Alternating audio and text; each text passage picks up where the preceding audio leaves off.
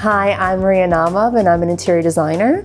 I'm Gianpiero Pugliese. I'm an architect. We are the principals of Audax. And this is our kitchen. This was a brand new construction project. The company provides architecture services, interior design services, and construction management services. So this project, being our home, was an example of how all three of those things can come together. And we happen to be the client as well for this project, which is always fun. Was there something that you chose first in this room? I think it was the floors. Yeah. So the floor is checkered Bordillo gray and Bianco Carrara marble. I have a background in art history, so often when I design anything, the design process for me starts with looking at artwork for color, for inspiration, for anything really. And so I was influenced by paintings of Vermeer and the Dutch aesthetic. And if you look at this particular kitchen, you will actually be able to see a lot of similarities between his interior spaces and this space. We spend a lot of time here. That's really the heart of the house. It's where we spend time with the kids, dining obviously. Homework. Homework is done at this table. Relaxing is done here. We watch soccer games on Sunday morning and we sit by the fire. So this space is actually very central to our everyday life. So we wanted it to be very special. There's a time period that we're alluding to, but it's also this blend between the Dutch aesthetic, but there's a bit of Italian Florentine aesthetic as well. So if you look at the mantle over the fireplace, if you look at the hood over the range, there are patterns and profiles that speak to that. The edge profile of our countertop is called a DuPont profile. And it's a very timeless and classic detail. And it was done historically because it was a way to round off the edge, because stone is brittle and you'll chip it, so you don't want just a straight edge. It works actually quite well. If you look at all the profiles, even the beams in our ceiling, the corners, there's basically a 1/2 inch quarter round with a 1/8 inch step. It's the same step that you see on the paneling. We've integrated that into the millwork. The shelving, if you look at the profile of the shelf, it's a DuPont upside down. We wanted to have this old world warm feel to the kitchen, so we have open shelving, which was very common. I wanted to do something that was functional, and I personally found that when you're doing your everyday tasks, when you're cooking dinner for your family, you just want to quickly grab a plate, grab a cup, especially when you have so many kids. It's always easier just to grab a plate. I always loved the farmer's style sink. I've wanted one for a long time, and here was my chance to finally get one. Again, unlacquered brass, plumbing fixture, and I just love how big it is for me, especially when you have a big family. It's nice to have a big sink, and also 2 dishwashers, very important. Our appliances are hidden. Everything is concealed inside these cabinets.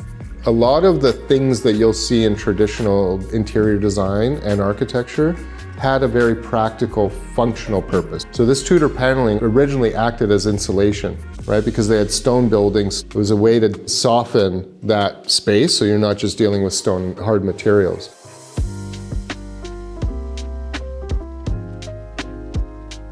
There are so many antiques in this kitchen. Anything from candlesticks to paintings to this piece over here to the wash basin that's I think over 100 years old.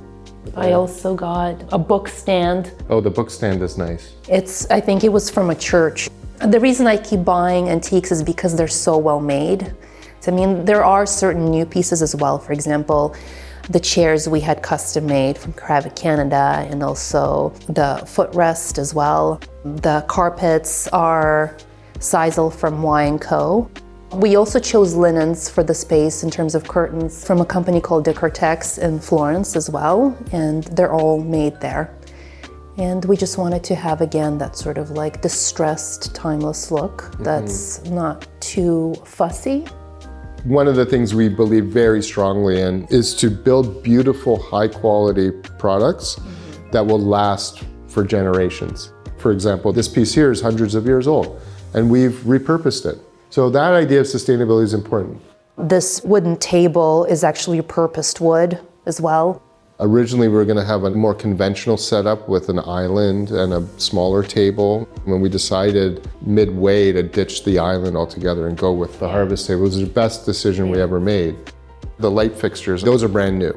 We designed and had them made by this amazing company in Florence. They're so beautiful and of such high quality that either we pass them on, or those will end up in an auction one day if our kids don't want them. We set up the family room not like a conventional family room with like a sofa. It's really more for smaller get-togethers groups. Well, usually we like to have a coffee in here. Yeah, it's great. Tea. We're always sitting here. You make your coffee in the morning, you come, you sit here. Watch some TV. We like to sit here and light the fireplace, especially in the wintertime. It's really nice and warm. We have our little pantry with the coffee station and the tea station. There's a fridge that's also concealed. The pantry is really this separate thing, so it creates its own little niche, which is very elegant, actually. And then you have a counter to drop food. So if you have groceries, for example, you come in, you could put it on the counter. So it serves that purpose. It's also intended to serve the dining room, which is adjacent. The exterior terrace is a really beautiful space with a very minimal color palette. It's basically black and white with green. And then the awning with the black and white stripe. And we were like, from the beginning, we knew that was something we were going to do. The only thing that's not black or white is the stainless steel barbecue.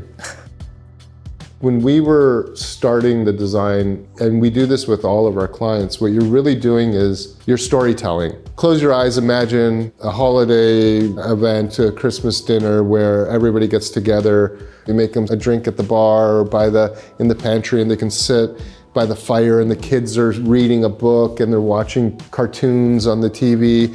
So it's like you're thinking about all those things that you might want to accommodate. And then you think, okay, well, how should I lay it out so that those things can happen?